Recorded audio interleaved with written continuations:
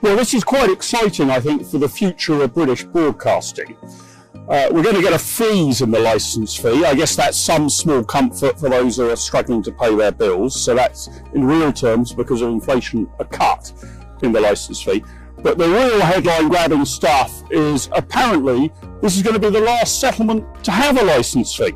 Now, the Royal Charter means that the licence fee is guaranteed up to the end of 2027, so we still have a few years to go, and a few years in which I'm quite sure that the BBC will fight back. But from what the Cultural Secretary, Nadine Dorries, has said, that will be it. And from 2028 onwards, the BBC will have to find a different way to finance its activities rather than what is effectively a compulsory tax on owning a television set.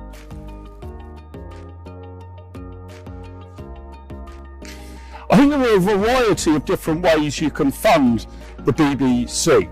The licence fee, well, it had more justification back in the day. It had features that economists would call a public good.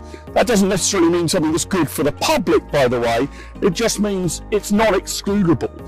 And it means that if you're beaming pictures into number 6 Acacia Avenue, the people at number 7 can get those pictures without paying for them. So you sort of needed this sort of flat model of everybody pays or nobody pays. But of course, developments in technology have rendered that completely obsolete over time. We're now completely used to paying for Netflix if we want it or not, for Sky Sports if we want it or not, for Amazon Prime if we want it or not.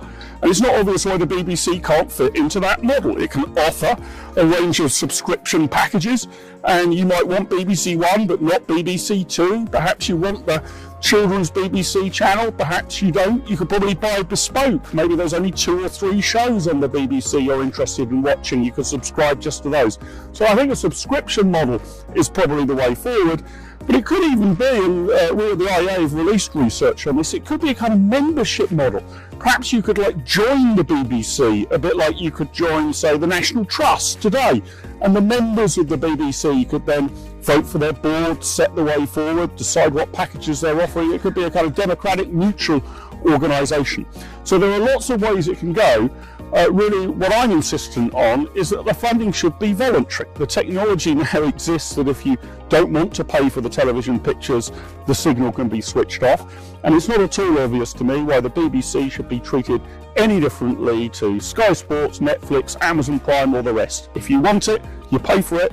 If you don't want it, you're under no obligation at all to buy it.